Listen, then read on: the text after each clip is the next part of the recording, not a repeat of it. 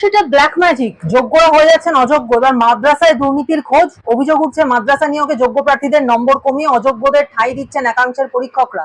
কদিন আগে বলেছিলেন না হিন্দু ব্রাহ্মণ বাড়ির মেয়ে। আমার আজকে বলতে খারাপ লাগছে, ওনার পরিচয় নিয়ে আমার সন্দেহ আছে। এই রাজ্যে আইনের শাসন কি হয় সেটা আমরা বোঝাবো। কোন মুখ্যমন্ত্রী, কোন সরকারের মন্ত্রী এই ধরনের কোন ঈদের মঞ্চেও যাবেন না, আর কোন ধর্মীয় মঞ্চ থেকে কোন সম্প্রদায়কে উস্কানিমূলক বক্তব্যও রাখবে না।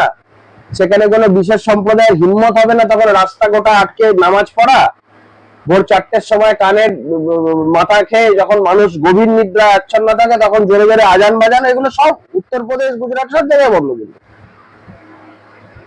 এটা আইনের শাসন এস্টাবলিশ করা খুব দরকার। আমরা বারবার মার খাবো, প্রশাসন কিছু করবে না, প্রশাসনের সামনে বলবে হিন্দুদের মুছে দেওয়া হবে, আর হিন্দুরা বাড়িতে হাতের উপর হাত রেখে বসে থাকবে। এটা যদি মুখ্যমন্ত্রী ভেবে থাকেন, মূর্খের স্বর্গে বাস করছেন। চোখের সামনে আমাদের মা বোনেদের ইজ্জত লুণ্ঠিত হতে দেব না, চোখের সামনে আমাদের বাড়িঘরদের জ্বলতে দেব না, চোখের সামনে আমাদের ধর্মের উপরে আক্রমণ হতে দেব না। প্রশাসন যদি সচেষ্ট ভূমিকা নেয়, প্রশাসন যদি সঠিক ভূমিকা নেয় তাহলে খুব ভালো কথা। যদি প্রশাসন কোনো ভূমিকা না নেয়, হিন্দুরা হিন্দুদেরটা বুঝে নেওয়ার মতন ক্ষমতা রাখে। হজেও তো মারা গেছি, কুম্ভটাকে মৃত্যু কুম্ভ বলা যায়, হজটাকে মৃত্যুর হজ বলে দেখাতে দিত। যেমন করবে তেমন পাবে। এবং আমি হিন্দুদেরও বলবো, প্রয়োজনে দরকার পড়লে রিটালিয়েট করতে হবে। নিজের ধর্ম রক্ষার্থে, নিজের ধর্মকে বাঁচাতে প্রয়োজনে হাতে অস্ত্র তুলে নিতে হবে, এদেরকে প্রতিহত করতে হবে। দিনের পর দিন কি হিন্দুরা শুধু মার খাবে আর আমরা মুখে শুধু সাম্প্রদায়িক সম্প্রীতির বার্তা শুনবো? ডবল কুসুম কেসের গল্প শুনে যাবো, একই বিনতে দুটো কুসুম, আর হিন্দুদেরকে মেরে পিঠে চামড়া ঝাড়িয়ে দেবে, বাড়ি ভাঙচুর করবে।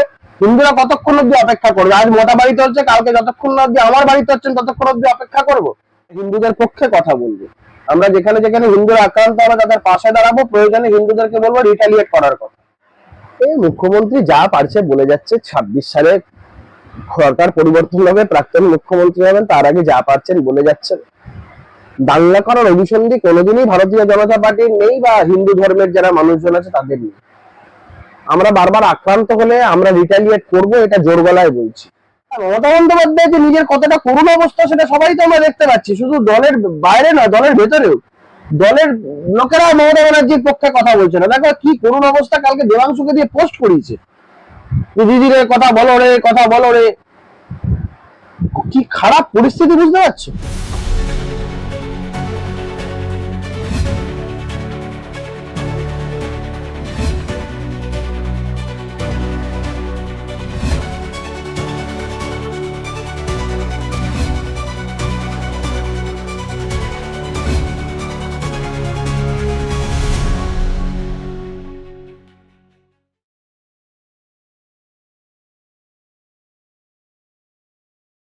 হিন্দু ব্রাহ্মণের মেয়ে মাথায় হিজাব করে ওখানে ঈদের মঞ্চতে আল্লাহু আকবার করছে।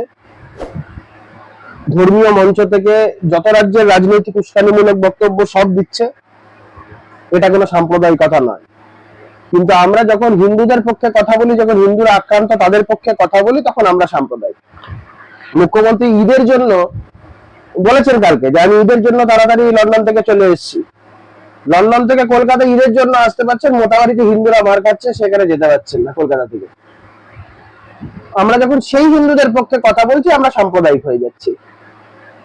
এখন মুখ্যমন্ত্রী 30% কথা ভেবে মুখ্যমন্ত্রী যা খুশি তাই করতে পারে, কিন্তু আমরা সংখ্যাগরিষ্ঠ 70% হিন্দুদের পক্ষে যদি কথা বলি তাহলে আমরা সাম্প্রদায়িক হয়ে যাব। আমরা বলছি আমরা এই সাম্প্রদায়িকতার মুকুট মাথায় পরে সারাটা জীবন চলতে রাখি। আমরা 70% কথা বলবো, আমরা হিন্দুদের পক্ষে কথা বলবো। আমরা যেখানে যেখানে হিন্দুরা আক্রান্ত হবে তাদের পাশে দাঁড়াবো, প্রয়োজনে হিন্দুদেরকে বলবো রিটালিয়েট করার কথা। মমতা বন্দ্যোপাধ্যায়ের কথায় একটা বিশেষ দল বাংলায় দাঙ্গা বাঁধানোর চেষ্টা করছে, ওদের একটাই আওয়াজ, দাঙ্গা করো। কিন্তু এখানে আমরা হিন্দু মুসলিম সবাই ভাই ভাই, এখানে বিভাজনের রাজনীতি বরদাস্ত করা হবে না। নিজেই বিভাজনের রাজনীতি করে এখন বলছেন বিভাজনের রাজনীতি বরদাস্ত করবেন। দেখুন, আমি বলছি ইতিহাসের পাতা উল্টে দেখুন, আক্রমণকারী আর আক্রান্ত কারা কারা হয়েছে। এই যে আক্রমণকারী হিসেবে কারা চিহ্নিত, মুখ্যমন্ত্রী যাদের মঞ্চে গিয়ে ওখানে গিয়ে তোল্লাই দিয়েছে তারাই চিরকাল ইতিহাসের পাতায় আক্রমণকারী হিসেবে চিহ্নিত। হিন্দুরা কখনো আক্রমণ করতে যায়নি, কিন্তু যেই সময় হিন্দুদের উপরে আক্রমণ হয়েছে, হিন্দুরা যখন রিটালিয়েট করেছে, এরা ল্যাজ গুটিয়ে পালিয়েছে। তো মুশকিলটা হচ্ছে আমাদের যে কথা বারবার করে, যে কথা দাঙ্গা লাগানোর জায়গা থেকে হিন্দুরা কখনোই দাঙ্গা লাগাতে যাবে না, হিন্দুরা কখনোই ঝুট ঝামেলা করবে না। কিন্তু আমরা বলছি হিন্দুদের উপরে আক্রমণ হলে যে মোথাবাড়িতে হচ্ছে, বড়বড়িয়ায় হয়েছে, নওদাতে হয়েছে, হিন্দুরা কি সারাক্ষণ বসে আছে মার খাওয়ার জন্য? মার খাওয়ার ঠেকা নিয়ে আছে হিন্দুরা? আর আমরা হিন্দুরাই কি শুধুমাত্র সাম্প্রদায়িক সম্প্রীতির ঠেকা নিয়ে বসে আছি?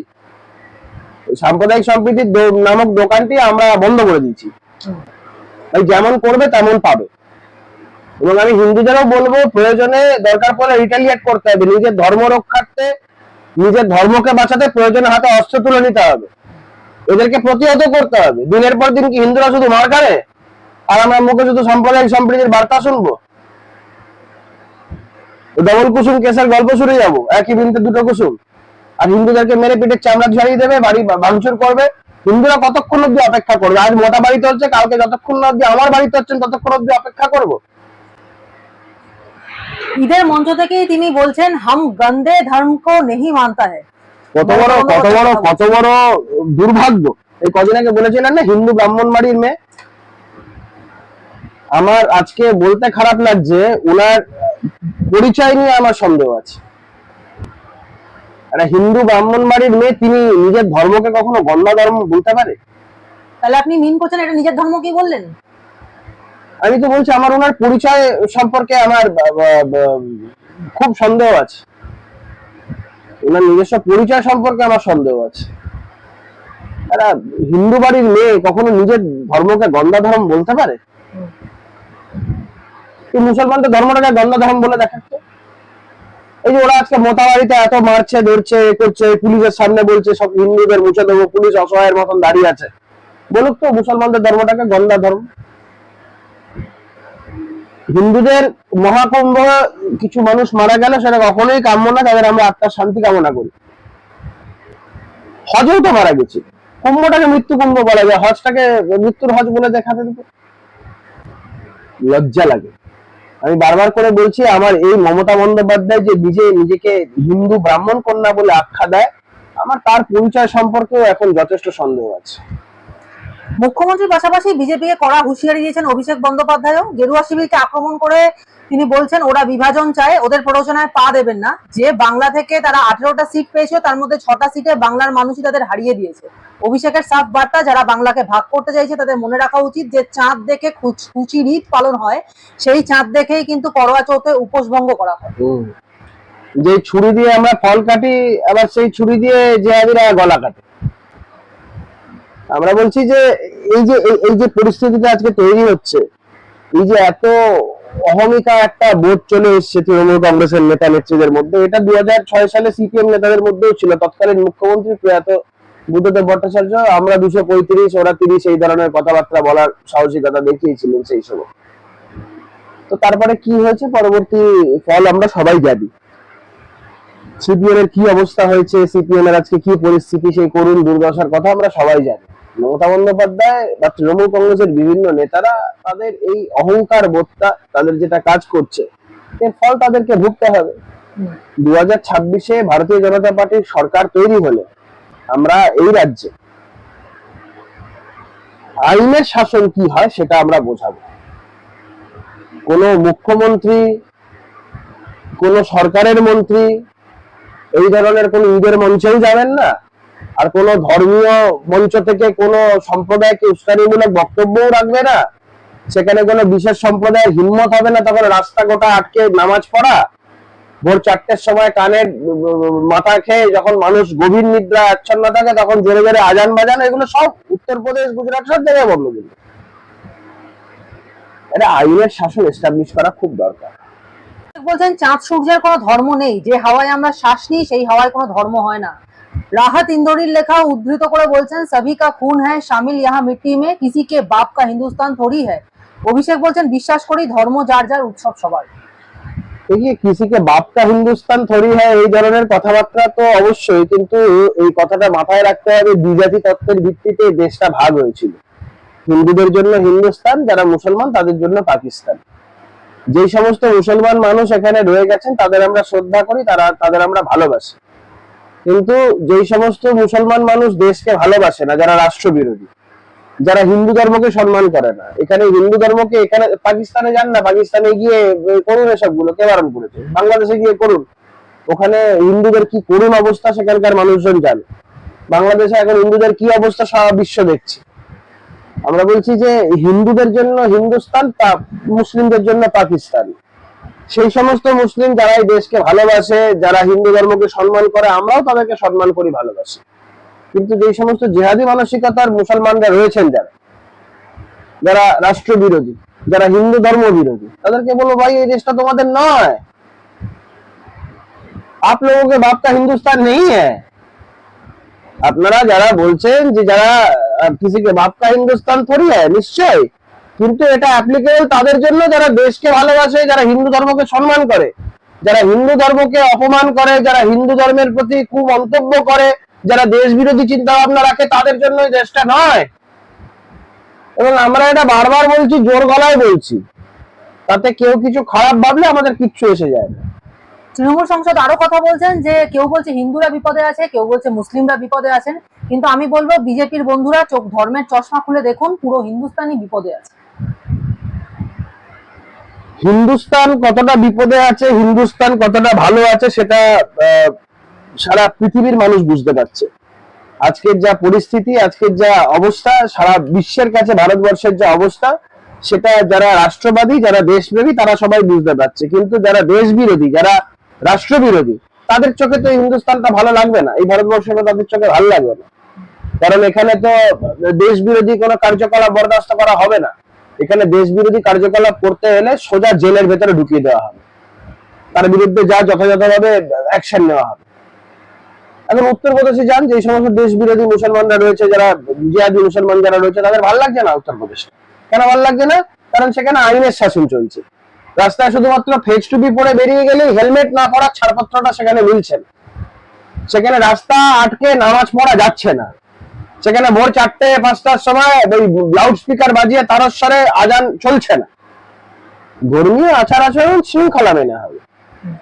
তো সেই জিনিসগুলো তাদের ভারতবর্ষটাকে ভালো লাগছে না, কি করা যাবে? কৌস্তবদা, আমরা অক্সফোর্ডে কেলগ কলেজে যে মুখ্যমন্ত্রীর ভাষণ, সেখানকার ঘটনা আমরা দেখেছি, এবং সেখানে যে মুখ্যমন্ত্রীকে বেশ আক্রমণের মুখে পড়তে হয়েছিল, ওখানকার যারা সাধারণ মানুষ যারা এসেছিলেন, তারা যে বিভিন্ন রকম প্রশ্ন করে উত্তপ্ত করেছিলেন মুখ্যমন্ত্রীকে, সেটা আমরা দেখেছি। সেই প্রসঙ্গও তো টেনে এনেছেন মুখ্যমন্ত্রী। উত্তপ্ত কেউ করেনি মুখ্যমন্ত্রীকে প্রশ্ন করেছে, একটা ইন্টারঅ্যাক্টিভ সেশন ছিল, মুখ্যমন্ত্রীকে প্রশ্ন করেছে, মুখ্যমন্ত্রী জবাব দিতে পারেনি। তো মুখ্যমন্ত্রী সেই কেলগ কলেজের সেশনের কথাও টেনে এনেছেন এবং বলছেন যে ওরা জানতে চেয়েছে যে আমি হিন্দু কিনা। আমি পরিষ্কার বলেছি আমি শুধু হিন্দু না, মুসলিম, শিখ, খ্রিস্টান সব ধর্মের। আচ্ছা, এটা কোনোদিনও হয়? একটা মানুষ তার রিলিজিয়ন কি সব হতে পারে? সে হিন্দু, মুসলমান, শিখ, ইসাই সব হতে পারে?